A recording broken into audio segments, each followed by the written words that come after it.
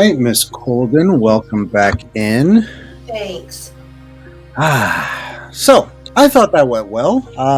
Yeah, until I almost started choking to death. I felt so bad. I saw you struggling. I'm like, I want to help, but I don't know how. I'm Well, way you over did here. help by grabbing your drink, and I don't know. It's like I don't know if this fan like blew something into my mouth when I was Possibly. talking, but it was like it landed right here. And then I started talking like in that froggy voice, and I was like, "Well, this shit." It looked painful. It looked painful. Like I could tell, like you were tearing up a little bit, and I'm like, oh, I've been there. It sucks. It's the worst. Who knows? Maybe I'll get some extra buyers for feeling sorry for me. She almost There you go. over in the live feed. Sympathy will definitely sell a couple of copies. Yeah, absolutely. Hey, just like we talked at the beginning, you got to find some humor in things. You know what I mean? Exactly right. Yeah. If you're not laughing, you're dying, apparently. Yeah. No pun intended. Yeah.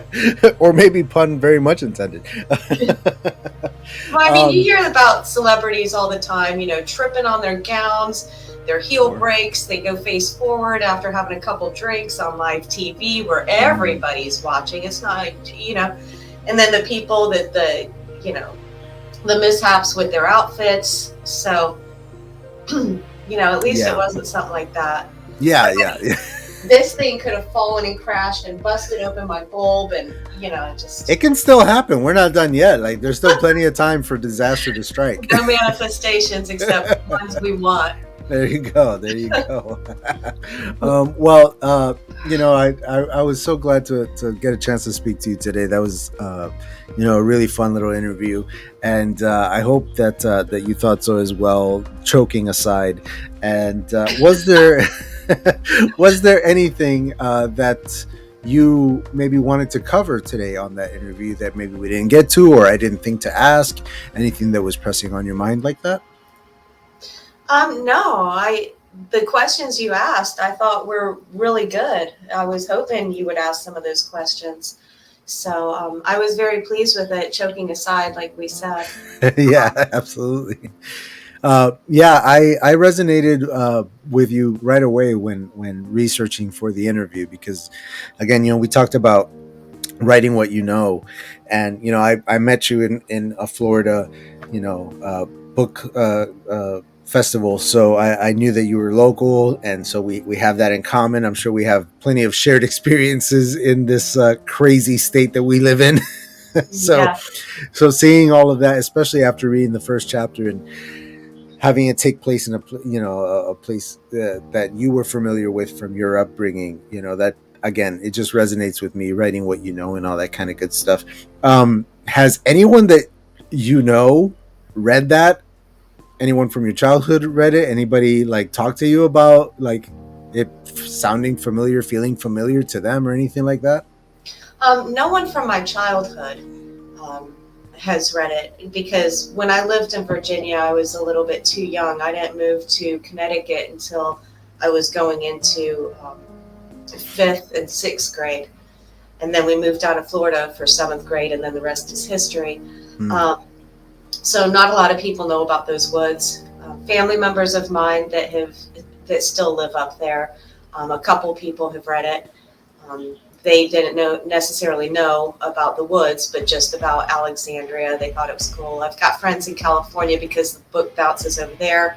I've got a friend in Texas. I take the book bouncing over there. And then it comes back to Florida.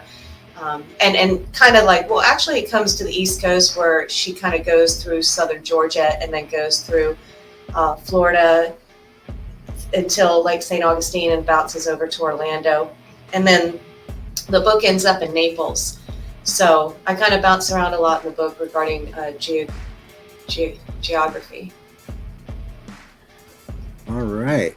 I'm writing in here a question to throw up on the screen for folks that are going to be watching this on Friday to post into the comments. What is your favorite thriller or thriller writer? Now, we talked about what got you into writing the thrillers and reading them, your Stephen Kings and so on.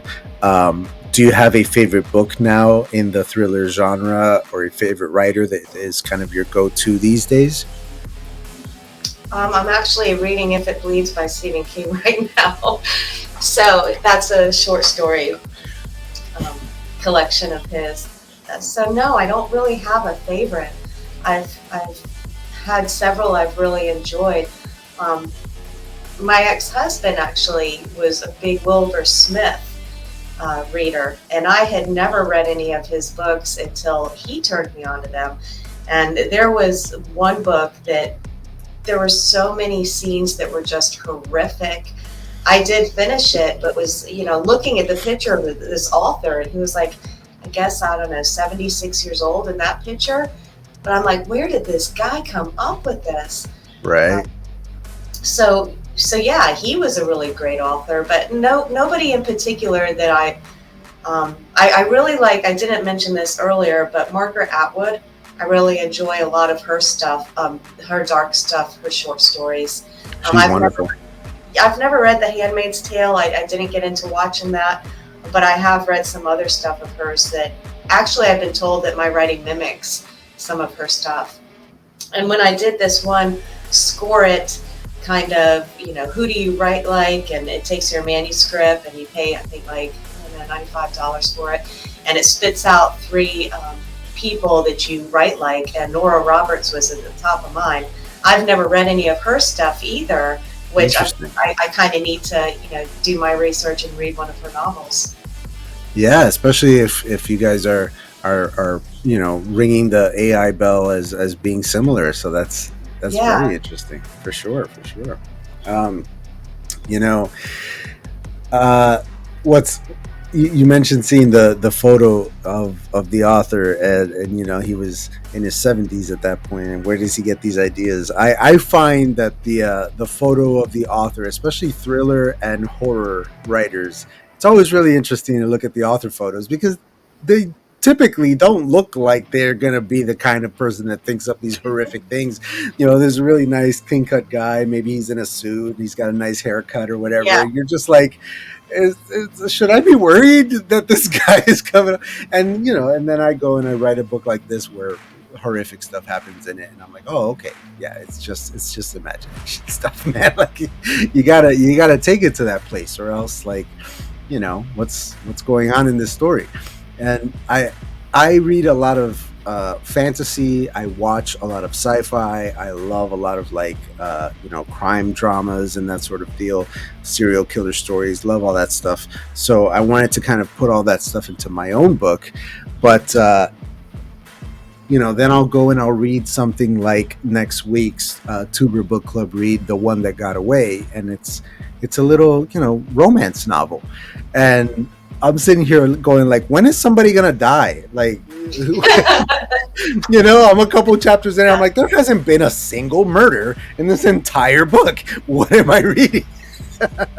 So Well, it's interesting. No, that's go another thing that I failed to mention in the other interview is that V.C. Andrews was a big one that I liked reading when I was in my early teens.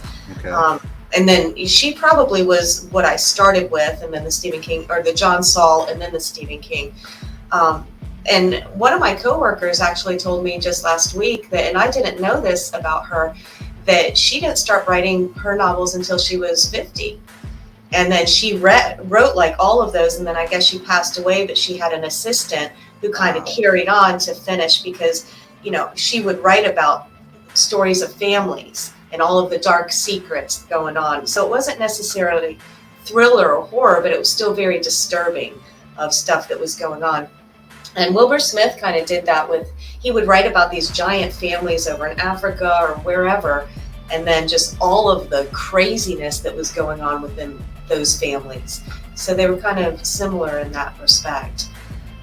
But Yeah. she started when she was 50, and I don't even know what 25 books she kicked out, something like That's that.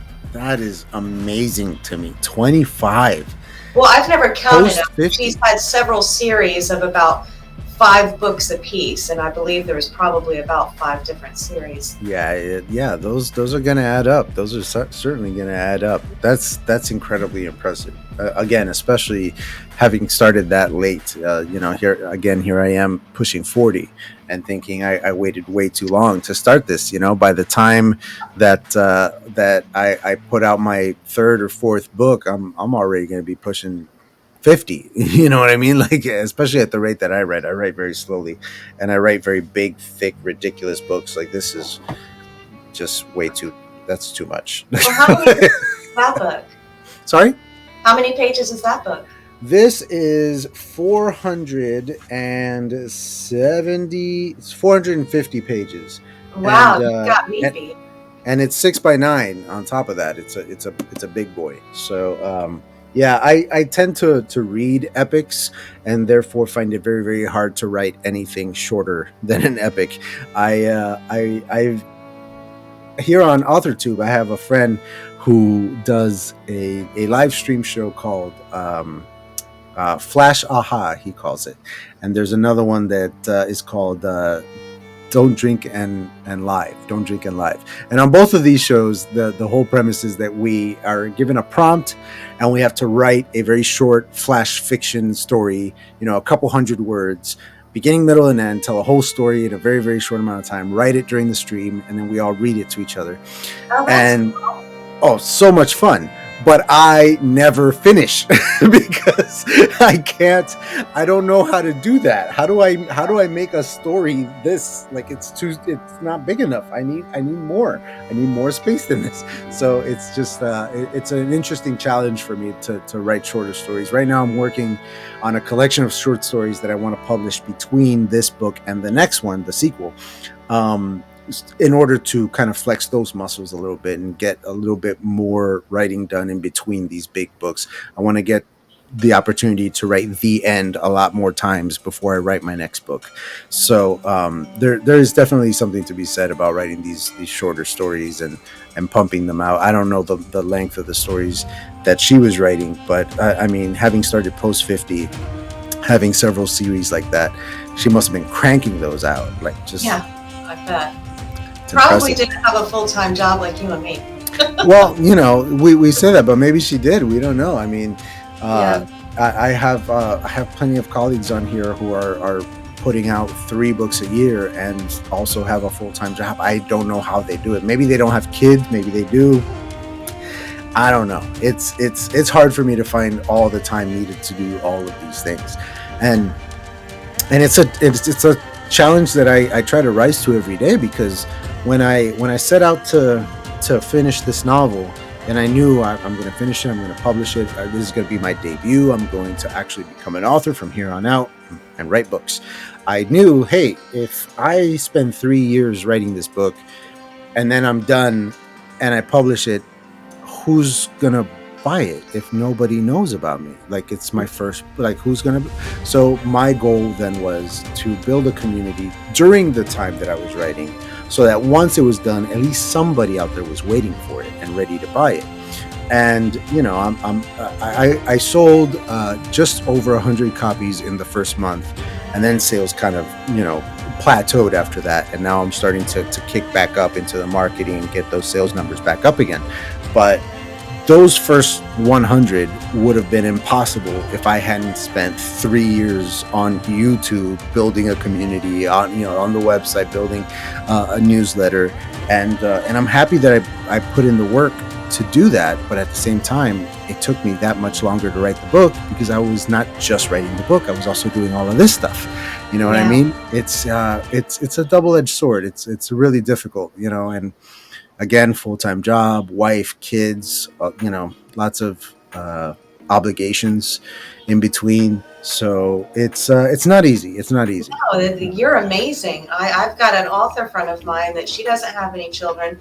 She has a couple horses and some other animals. Nice. And she's a teacher, so a lot of her stories have been middle grade. And then after the pandemic, or during the pandemic, she was doing the at-home remote teaching, but she just got another book out, and I'm thinking, my God, I'm never going to be able to catch up with her. But I'm going to do my best. I think that's her 10th book out now. Whoa. She's been doing this, probably, I've known her for a few years now, but she was already, I guess, had 5 books out before I met her, if not 6. But just the energy that she has, I wish I could find that kind of energy. I'm going to give it the old college try and try to pump out some more before I'm just trying to, project what I want and not get too down on myself if I don't. Like, I thought this short stories, I'd have this, book out and then the next one out within the year. But with the editing process, this first short story, it's almost done. I'm getting ready to send it back to my editor tomorrow. But then I got the next 2 to finish. And we've already been a year and a half in. So I will get probably another year and a half, which is another 3-year project. That's wild. Yeah. And I was weirdly lucky because my full-time job at the time of writing this novel was I was the night auditor at my hotel. So I was working 11 p.m. to 7 a.m. And so most nights I had several hours throughout the shift where I didn't have any actual work to do. The guests are all sleeping. Nobody's bothering me for anything.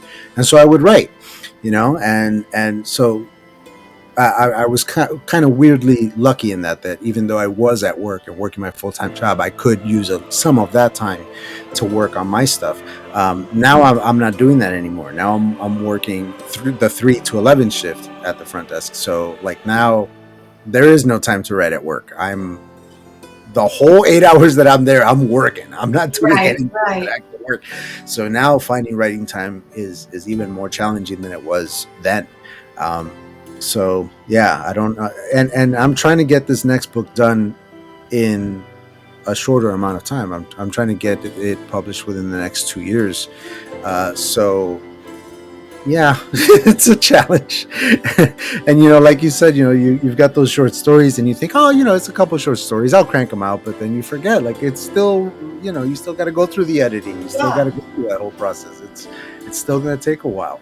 And waiting for the editor is a stress that I never knew I was going to take so intensely. You know what I mean? Because it's one thing to like give somebody your book and wait anxiously for them to tell you what they thought, but to actually like send it to an editor and then wait and wait and wait and like, oh man, I don't know about you, but that's one of the worst parts about being an author to me is waiting for somebody else to finish working on my thing. You know what I mean? Yeah. And with One Black Shoe, I thought we were coming closer to the end than we actually were. And I had learned to trust her, but then I thought, okay, we're done at this point. And then when it got kicked back saying we need to go another round, I started getting a little bit frustrated at that point. Sure. Because I was losing steam with it because I was just ready to get it finalized.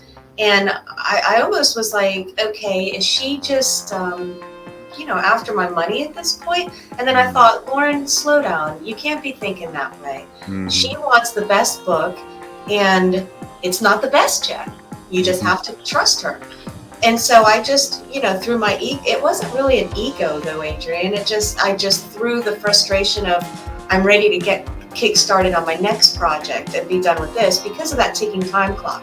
You know what I mean? It's almost like a ticking time bomb. I'm not trying to be, funny, but it is. No, yeah, absolutely. And, as soon as we went through that one more, she said, I think it's going to be one more and then we'll be solid. And I said, okay, let's go for it. And I think it was that last 2 go-arounds that got me those 2 awards. And so now if she's like, chop this, cut this, do this, I'm chopping, I'm cutting. You're like, yes, sir. Yes, ma'am. Because I trust her and her judgment. Yeah, this is something that I talk about a lot on my channel because, I mentioned that the wait is really hard on me, but the actual like getting the thing back from the editor covered in red, so many authors are always talking to me about how stressful that is and how hard that is for them to like see all the red on the page, and I'm sitting here going, guys, that's good. It's so much better for your editor to catch all that than Right. for your readers to catch it. And Right.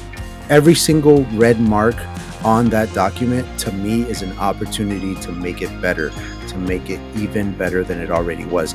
The editor is not telling you that your story is garbage. Your editor is telling you, hey, this is going to make it better if you change this here, if you fix that there, if you bring this over.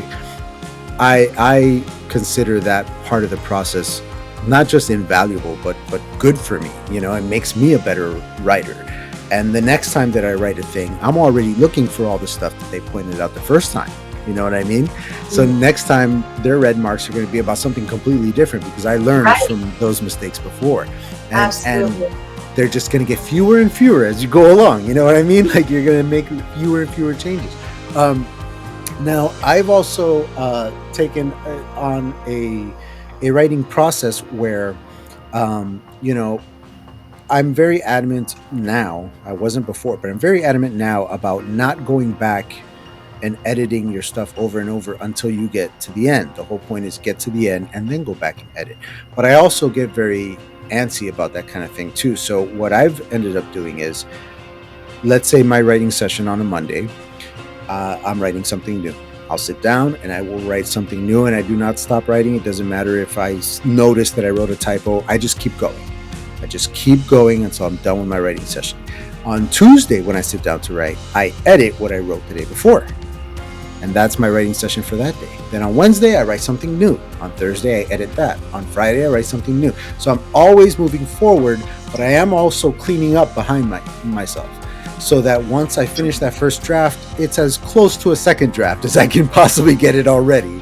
And I just have to go back and do a little housekeeping in there, sweep it up a little bit before I send it off to the editor. And I find that to be very beneficial to me. And I'm not saying that everybody needs to do it that way or anything. Everybody's process is different, but that's how I do it. And it's my way of sort of tackling that anxiety. You know what I mean? Because by the time I send it away to an editor, I already know it's as good as I can possibly get it on my own. And now help me make it even better. Right. Yeah. I am one of the groups, one of the workshops that I went to from the Florida Writers Association, my friend Nancy, who has the publishing company, she's an editor as well as an author. She actually was a guest speaker that day.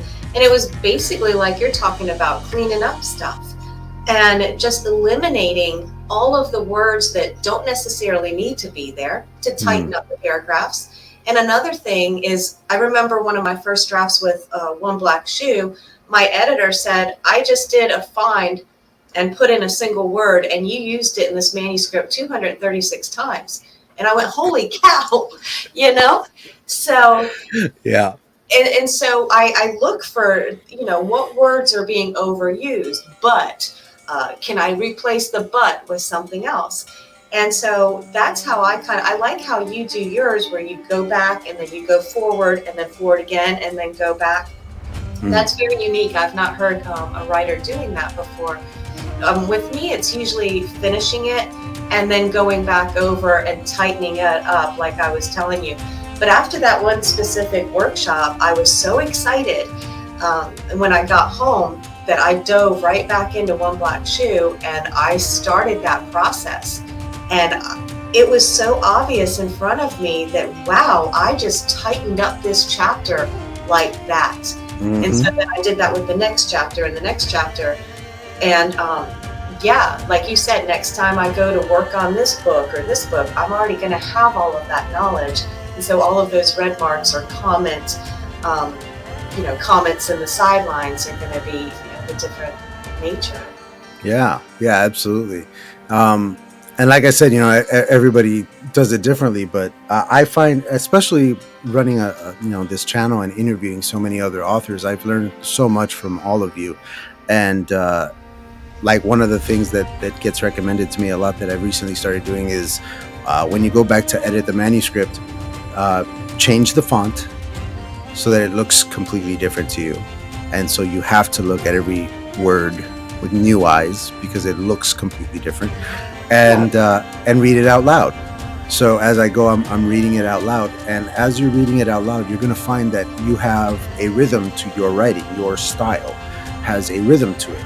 And I have a small background in music. When I was a teenager, I was like in punk rock bands and stuff like that. I wrote some Nice. songs. I love punk rock for my skateboarding days. Oh, see, you and me. From a skate park, I had a friend pass away. We had a giant party and 3 punk bands. It was great, reliving my late 20s. We just became best friends, you and I. Yeah. Like, that's beautiful. So tell me more about your punk rock band. Oh, please, you don't want to hear about it. We were terrible. But the point is that as you're reading it, you find your rhythm.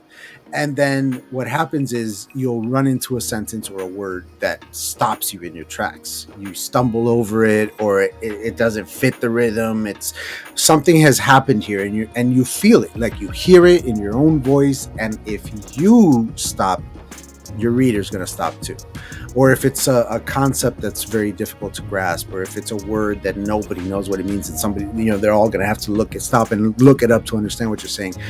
I cut all that stuff out. I change it all. I want it to be flowing. I want it to keep moving. I want people to just keep reading. I don't want any roadblocks that are going to make you put the book down and do something else. You know what I mean? Right. So reading it aloud with a different font is one recently that has really spoken to me. And you mentioned liking that idea of writing something new and then going back and editing it and then something new again. The only reason I started doing that is because I was lost in rewriting stuff that I had already written. This prologue, I must have edited this short story like 30 times. You know what I mean? Like just wasting time going back over and over and like trying to get every sentence absolutely perfect. Meanwhile, my novel isn't done yet. You know what I mean? And It was just one of those things where I had to get out of my own way. I had to just like really buckle down and become a professional about just getting the words down and getting to that end. So I highly recommend experimenting with, your writing structures and I'm not speaking directly to you, but to writers in general, as challenges come up in your writing, maybe switch things up, maybe try something different, listen to what some other authors are doing and try to incorporate that into your own processes. Loren, it has been an absolute pleasure talking with you today. Was there anything else that you wanted to get out before we wrap up for today? Well, since we're on this roll of talking about editing and restructuring before we actually send it forward, yes, one thing that was a challenge with One Black Shoe is everything was flowing, but there was this one chapter. Now the writing was great, but for some reason it just wasn't flowing in my mind. And so I started being like, okay, I'm going to have to cut this paragraph and move it over here. And I thought that just thinking about it was making, my palms sweat, because I'm like, okay, it's good now. Am I going to make it worse? But what happened was I made it actually better. And I was like, wow, that just happened. The whole chapter, I just moved some stuff around and it flowed from the beginning. It didn't like, okay, this is happening and this kind of continues down here and then gets chop and then, oh, this continues over here. Do you understand what I'm saying? Yeah, absolutely. Yeah. Well, with the book I'm writing now, I thought we were finished. And then it got bounced back. And she said, oh dear, chapter 8 is still a cluster. Beep. You can curse on here. It was a clusterfuck. And I'm thinking, oh my God, I thought I nailed it. So then I worked my magic on it. A couple more weeks, sent it back over, thinking I've nailed it this time. And sure enough, it came back again. And I said to myself, I thought I unfucked this chapter. Yeah. Did I fuck it further? What did I do? Still got some more to go. I'm like, man. And it's the same situation, Adrian, that I had with a chapter, but it wasn't something she caught. It was something I caught. But for some reason, I was able to whip it into shape with One Black Shoe. But I've had, I just had another go around. Like I said, I'm going to be sending it back to her tomorrow. But she had to give me a little bit more guidance this last round, where it was my writing, but she chopped stuff out or highlighted stuff to be chopped out. So I'm hoping this is the grand finale and I would move on to the next one. But I guess the bottom line is I couldn't believe how difficult this one chapter 8 was, where I thought if I did this over one black shoe and it wasn't that difficult, it shouldn't be a problem. But it became, a very big challenge. And I'm just wondering what was going on up here that it was like that. Yeah. I'm hoping if I find that later on with, the next story or whatever, it will be more like the first time with one black shoe and be smooth and not like this, because this was really frustrating for me.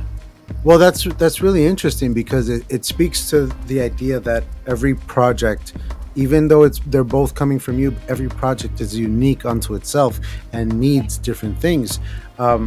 I can relate to that myself. There was a chapter in my novel where I thought, when I was writing it, I was like, oh, this is gonna be amazing. They're gonna love this, because the entire book is written in third person limited, and every chapter is a different point of view character, bounce back and forth between the characters, very much like A Song of Ice and Fire and what George Martin does in those books. And excuse me. And for this one chapter, I was like, this is the one chapter where we're gonna follow the killer versus all of our heroes. And because it's the only chapter where we're gonna follow the killer, I want it to feel really special. I'm gonna write this one chapter in first person, and so I'm gonna put the reader in the mind of the killer, and it's all gonna be I's and me's, and they're gonna feel like it's them, and it's gonna be like intense and amazing. And I send that to my editor, and they kicked it back like, nope. And they're like, this does not work at all. You have 35 chapters of third person limited, and all of a sudden you're going to throw us in the first person? No. Rewrite the whole damn thing or cut it out. And I ended up cutting the entire chapter, because I couldn't make it work the way that I wanted to. I ended up cutting the entire chapter, and any important reveals from that chapter I had to take out and inject into other chapters through other characters' point of views, just to have those reveals still there. Right. And then there were details that I included in that initial draft, in that first, in that first version of that chapter, that just don't exist in the book anymore, because there's no place for them. This is something that only the killer would know, and because we're not following the killer through any of these chapters, we're not going to get that information in this book. Maybe we'll get it in a future book, I don't know, but it's not going to happen in this one, because that's not working. And I had to learn not to be precious about stuff like that, you know what I mean? Because I thought I had a winning idea there, and I did not. Yeah. So absolutely, it's one of those lessons. Humble yourself, let the ego die, and just do what's best for the story, best for the book. And in the end, I'm happy that it went that way. I'm happy that the editor was honest with me, and not just honest, but brutally honest, because they were like, no, this is right. Don't do this. Well, I appreciate you having me on both of these shows, and it's been a pleasure. I look forward to seeing you at the end of January next year at the Sunshine Book Festival. And I can't wait. I can't wait to do that. I was going to ask if you're going to Orlando in August. I don't know if you knew about Orlando Reads Books. I don't know about Orlando in August. Check it out, OrlandoReadsBooks.com.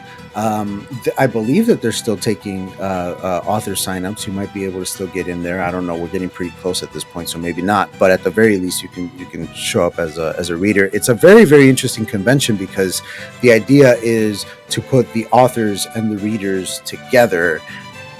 Very, very much so. So there's author-reader speed dating, where the authors are going to be sitting and the reader will, come in, and you'll get to talk about the book and ask questions and kind of jib-jab, and then they go and somebody else sits down and you're talking to them. There's going to be, dinners where they're going to separate the authors into genres.